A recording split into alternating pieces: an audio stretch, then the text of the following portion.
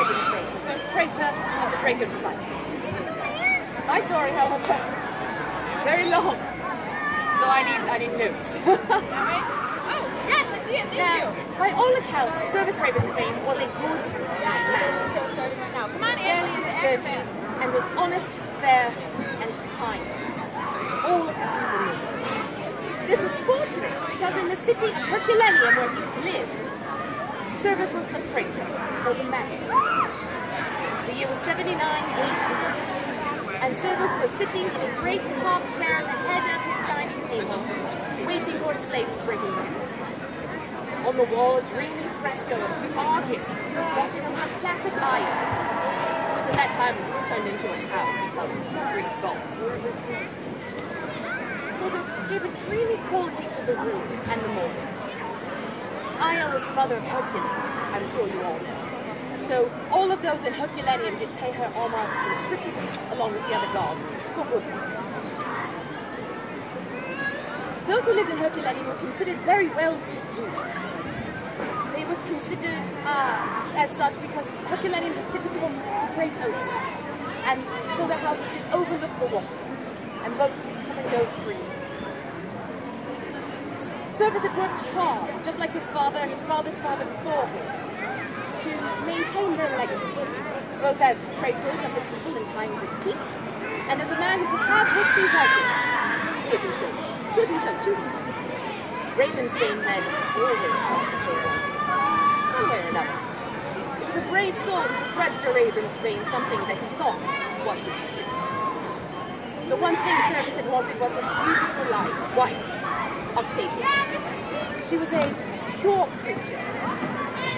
She was so pure, in fact, that Service often thought that the gods had touched her, for she could radiate love and affection to all who loved. Service had loved her immediately, and had worked very hard to make her his own. While Service was lost in these memories of remembering how he did meet and court his wife, Octavia did come into the room. Her beautiful, strong gait, only slightly adjusted to account for the large child she was carrying. She was to give birth any day now, and Service was certain that she would give birth to their very first child, a son. She smiled at him very sweetly and fell into his seat. Service did stand and say, "Take great care, you have to give birth any day now." She could smile at him. She said, "I must eat, Service. Your child requires it. The slaves will tend to your needs, Octavia." "Ah, but who will tend to this household? For you have much business to do in the townsfolk." Service's face became very serious. "I worry about you, Octavia, for I will be gone quite a long time tonight." She held his hands very tightly and smiled very sweetly at him. One hand falling over her belly for a moment to pet it. "He will wait for you, Service. I know it." And she said it with such assurance, such maternal knowledge, that Service could not question it, did not think any more of it. And he turned, left the room, and decided to continue on. The morning was bright and calm. The streets were mostly quiet, people all about their daily tasks. Service walked toward the College of Augustales, his fine white linen toga brilliant in the morning light. The purple border along its edge spoke of his station in the town, but most everyone already knew him, and they could smile and greet him warmly. He returned their greetings in fashion. The college itself was home to the priests of the imperial cult, a grouping of worshippers who supported and enforced the divinity of the princeps, or you would know as the emperor. It was also where Service and 4 others had the princeps' true faith and supported his power. The emperor was a man of many gods. He followed the traditional pantheon, to be sure. He knew that Zeus and Juno and all those like him did have a hand in his ascent to be princeps. But he also knew that his divinity was also in part because of his lineage. You see, the princeps maintained that he was a direct descendant of the great chromatic dragons. and his mystical and metaphysical heritage gave him the right to rule, made him divine. Now, the imperial court, as was their duty, protected this right and enforced it. It was just as common to make sacrifices to the appropriate colored dragon as it was to Zeus or Hera. Oftentimes, both were done to assure victory. Now, that is not to say all believed as such. Many did often eschew the face or pay lip service in order to please their king. But Service knew that it was not Zeus where the power lay. It was in the ancient beast that Service himself had sleep for. For you see, Service kept the count of the white dragon. The white was a territorial creature, and as the creature, it was Service's duty to help protect the princess citizens. In times of war, the creature could lead the army. Service agreed to fight for his emperor swiftly and effectively. Now, Service was not manipulative. He was dedicated, smart, forceful. Some would say he had a razor-like acuity. Yet, he'd yet to meet a foe he could not defeat, for his princess, with the guide of the white dragon within him. Once within the college's worship rooms, Service removed his toga and handed it to a servant to fold and store. He belted his tunic at the waist with a sash of white silk that Octavia had embroidered a beautiful gold dragon top. Took a deep breath, cleared his mind, and exhaled. He then gently washed his hands in rosewater, removed his shoes, and after a slave did wash his feet, did put on sandals, and decided he was ready to make worship.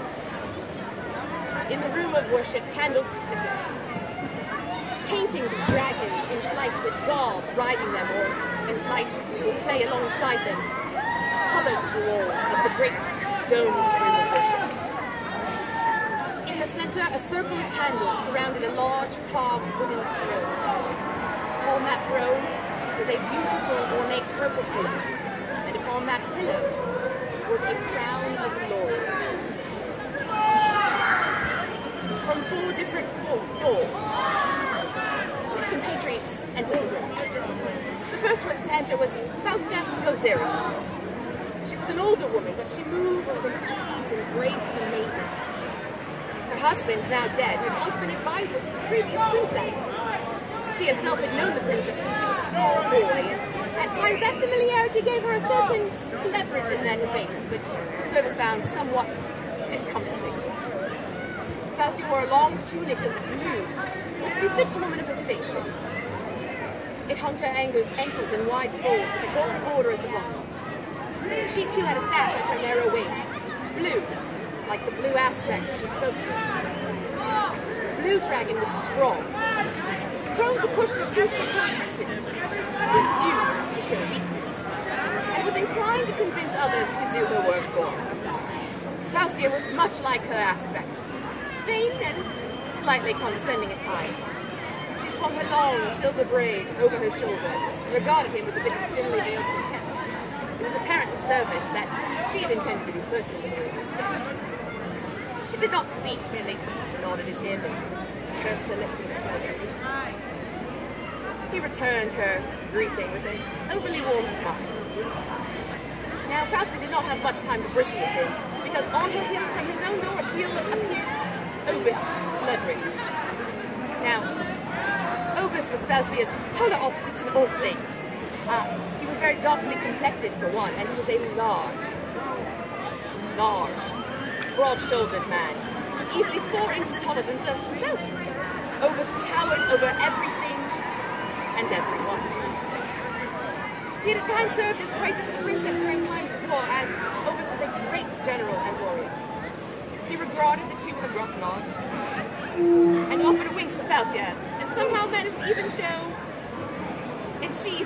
a little more displeasure than Service had thought possible, by narrowing her cold-ringed eyes. A long scar ran the length of one of Obus's eyes. He had won it in battle, securing a victory for the princess when he was a younger man. Now, Obus was a hard man. He had seen many atrocities in his time. In fact, some of them he perpetuated sort of personally, actually. He wore a black tunic that hung to his knees. His sash was red. Red Dragon gave no quarter. Ever. He was ferocious, tolerated little, and was fiercely loyal to the Princess. Obus would walk over hot coals if the Princess asked.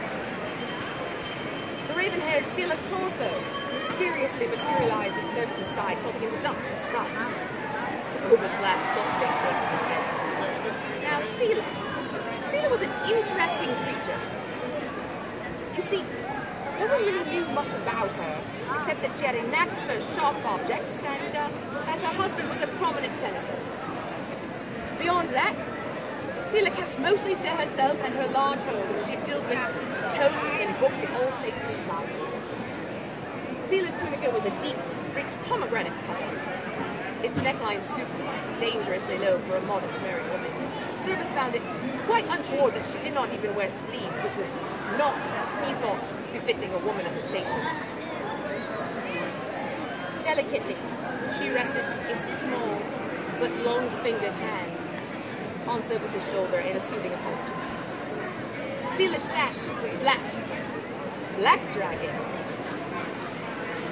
was malicious, much like Seela.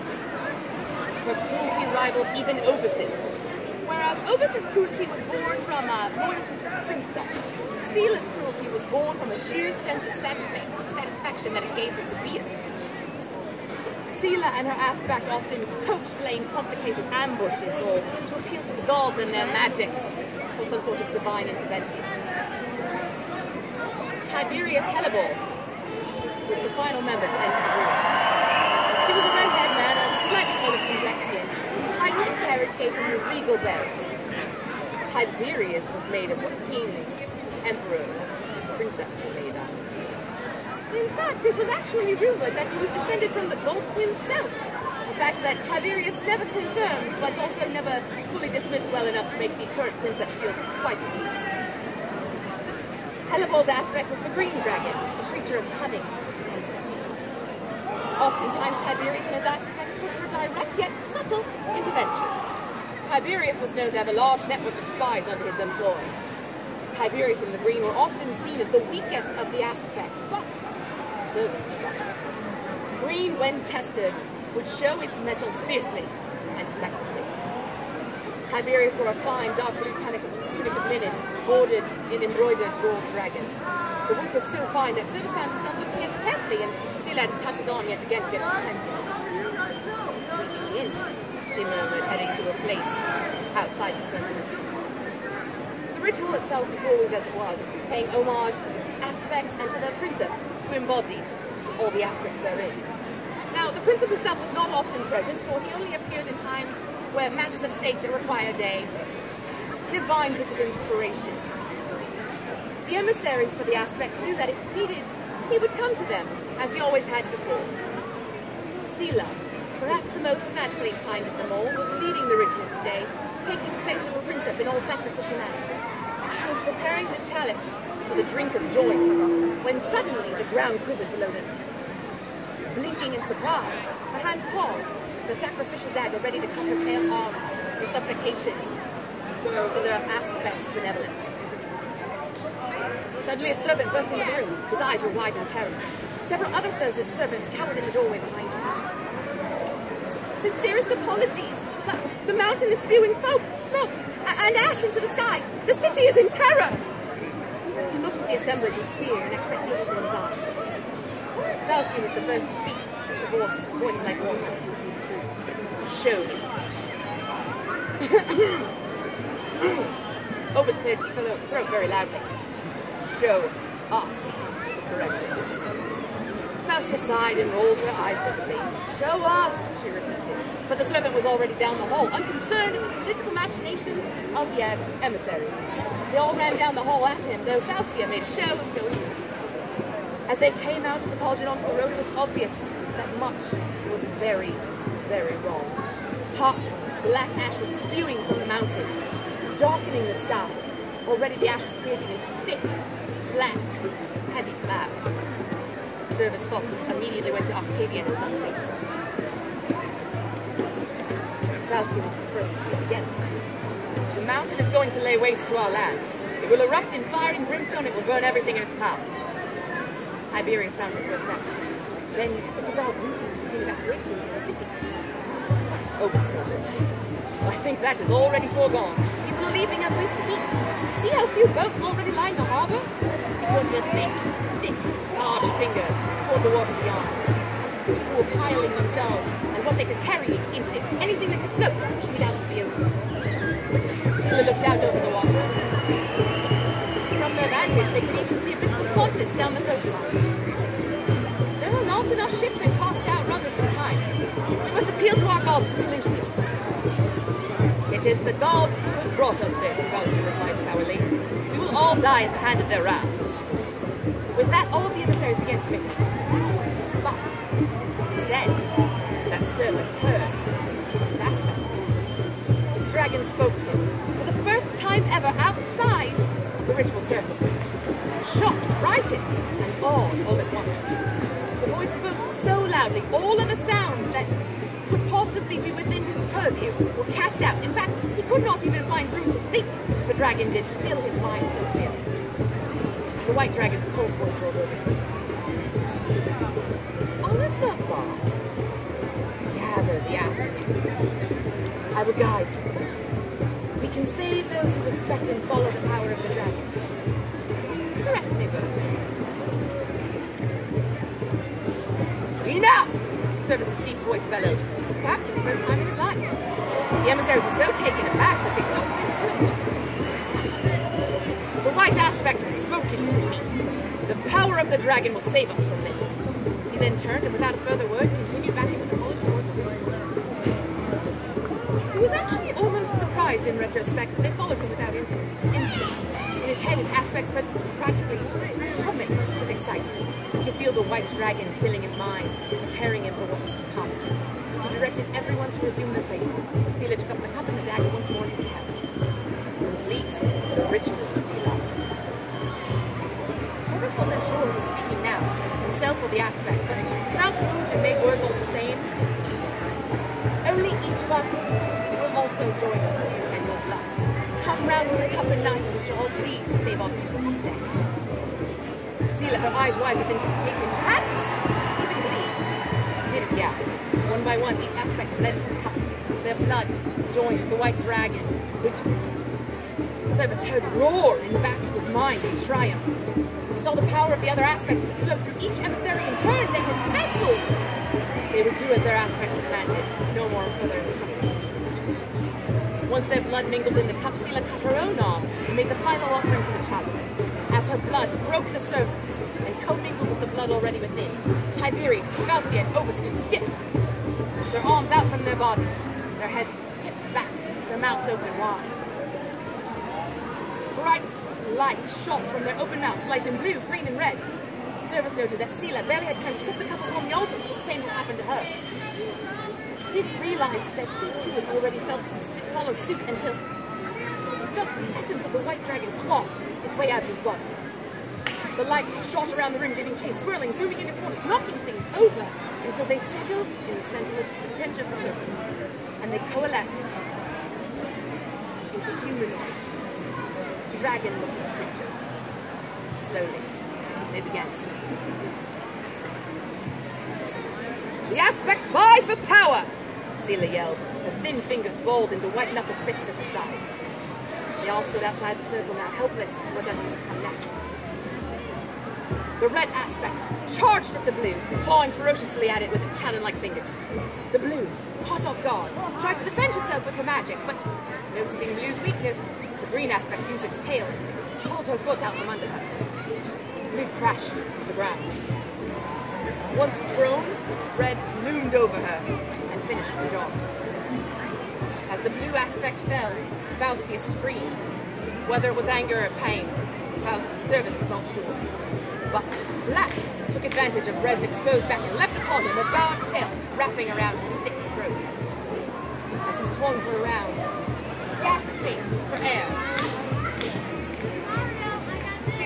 Scylla's aspect held on tight. Oh no! Oh. She dug her claws into him, and as Red staggered under his own large weight and crumpled to the ground, unable to breathe, Obus fell to his knees as well.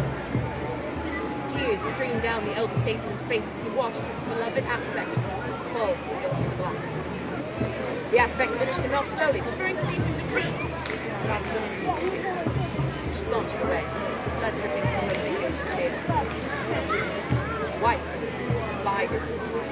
Service could feel him plotting and assessing, and when Green went to mercilessly strike a final blow to the red and be done, he leapt onto the Green's back and began to bear upon him with heavy blows. Green staggered under White's weight, but in a few short moments, he had deftly wrestled White off his back into the ground. Meanwhile, Black stood idly by to watch the carnage. That was when Service had an idea. Tiberius! Let us take down the Black together. We may then handle our battle like warriors at tournament. Fairly. He looked across the circle at his friend, who at the same moment was also his friend. Tiberius did not look up. Tiberius, we both wish to save these people. Talia will watch them burn for the sport. You know I speak the truth. Lies, Talia retorted. We all know it is you who wish everyone to think you are so perfect. But your flawed Service. We would not have a flawed man save us this day. Her eyes shot daggers at him from her side of the circle. Service was certain she'd likely never forget the slight. Finally, Tiberius looked across the circle of Service, almost imperceptibly. He nodded, but aloud his mouth said, I cannot trust you, knave! Fight me and let me show you who the true king is. Service was keen and he encouraged his aspect to circle to one side. Tiberius and the Green countered, and soon the Black aspect was betwixt them. Without any further signal, the two aspects leapt upon the Black and dragged her to the ground. Green got a hold of her head and Service was sucked in. He heard an audible snap. Then the aspect gave a sharp twist. Talia crumpled to the ground, sobbing. Faustia, who composed herself by this time, went to the girl to comfort her, but Talia would have none of it. She batted the woman away. Back, vile witch! I know that all of you think that I am the sorceress amongst us, but I would have you know that I do have you keen in my sights, Haradan. And I know the measure of you. Faustia recoiled and struck, and Talia remained in an angry heap upon the ground, tears flowing from her eyes. Service and Tiberius paid this outburst no mind. The final round was between still, and the two aspects circled one another slowly within the circle. Green feigned to swipe with his tail, but White leapt into the air to dodge. But that was where Green proved he was much too smart. He snapped the line of power at the White while he was mid-air, and White was struck firmly in the chest by it. White tumbled to the ground and fell into the air. Service gasped. It felt as if all the air had been forced from his lungs. He would not mention it. See this through. As the Green stalked up to the White to finish the job, with the last ounce of the strength he had left, Service bolstered his dragon to make a daring move. Waiting until Green loomed over him, White let forth such a great expulsion of icy breath that it caught Green right in the face and chest. Tiberius and the Green stumbled back, Tiberius coughing. Before he could react, White was off the ground, ignoring every bit of pain in every fiber of his being, and launching himself at the Green. They toppled, and White took the time to wrap his tail about the Green, effectively pinning him over. Not an unnecessarily cruel aspect, the White quickly took his two masked hands and snapped the neck of the Green. Tiberius fell to his knees. Ogres was immediately beside him and put a thick hand on his shoulder. It was done. The White went to each of the corpses of its fallen family and touched them. As it did so, each aspect turned into a ball of light, which White collected. When all were taken them up, put them into the chalice and joined them, along with their blood. A loud crack was heard from outside, and the ground shook again, this time much more violently than before. The White aspect took the cup, and before he could stop himself, Service found himself walking into the circle. He knelt before the White aspect, nodded solemnly, and offered him. Drink. The voice of his mind whispered. It was not, however, the voice of his aspect. Make me whole. Be my vessel. You are the personification of my white aspect. But you will also be of great power. Let us rule together and bring it out. The voice seemed almost funny. With only the best intentions in mind, Service drank it. The power that surged through his veins was unlike any other he had ever experienced. It was uplifting, it was credible, it was incredibly painful. Part of Service was dying because every power has its place. He felt as if he was struggling to breathe. He could feel all of the aspects melding together within him. He was becoming him. They were becoming her. Like a shot, one name rang out in the darkness, illuminated by the pain that was slowly beginning to fade in his synapses. Tiamat. She was the creator. She was the aspect. She was the Lord. She would lead him, and she would lead her followers into a new age. Suddenly, the purpose Service came to his feet. The mountain, he said. I will channel its fire. Take those you can to the nearby town of Neopolis. Go! Tiamat will shield them from flames, but I cannot hold the mountain in its current state for more than a day. The emissaries looked about him in shock and confusion. How could they not? For Service did not know that as he had struggled in pain, that his hair had suddenly gone starkly white and his eyes burned black fire. Go! Now I will reveal all in time and hurry. Faustia turned and ran from the room, followed by Tiberius. They would be loyal followers, Service noted. Obus was about to leave as well, but Service pulled him back. Obus! My wife and unborn son, please see them safely to Neopolis. Service was so concerned for their well-being, he did not feel Tiamat between them. Your will is done, my praetor, Obus replied, nodding. Obus had been waiting for a princeps, but Tiamat had given him a praetor, an actual deity given flesh, rather than a false king who claimed a heritage and meddled in things he did not understand. Obus blundering would never question the word of his leader. Service was certain of that.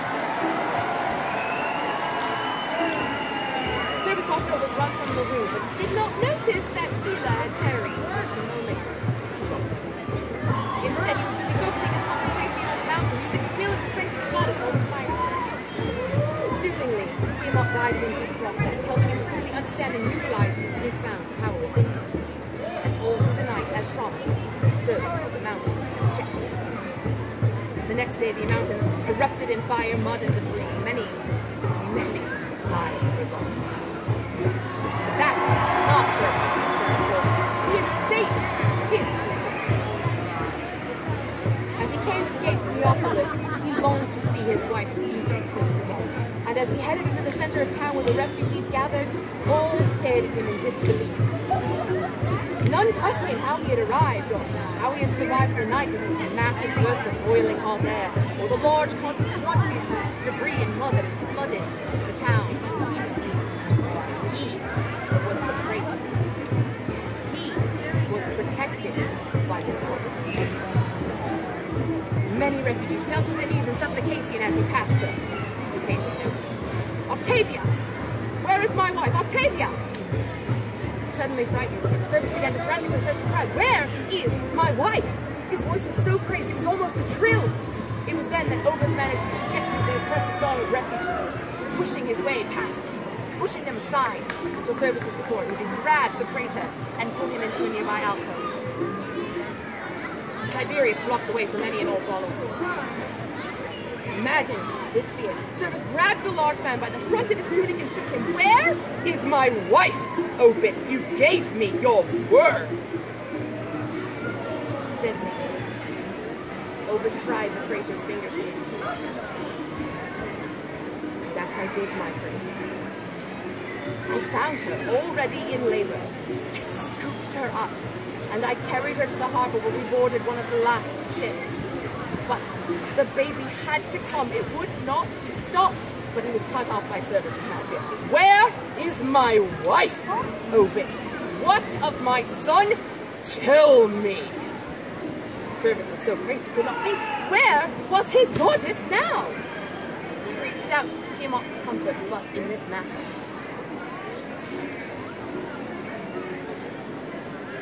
the baby was a girl, my praetor. A lovely baby girl with eyes as blue as the sky and hair as beautiful as her mother's. A full head of hair is always considered a good omen for a healthy babe. But Obus knew he was pretending, but he did not want to move on to the next part of the tale, so he coughed took a breath. His voice, strangely soft for such a large man. But Octavia, she bled, she thought she could not push. She was so weak. I think she'd been hit by some debris before I got to her. I did not realize that she was weak. Right. With the baby still within her. But Selah was there, and she pulled your baby from Octavia's womb and saved her. And bless the goddess, the babe barely even cried once. Service's knees felt such sadness, such disappointment, such betrayal. How had Tiamat let this happen?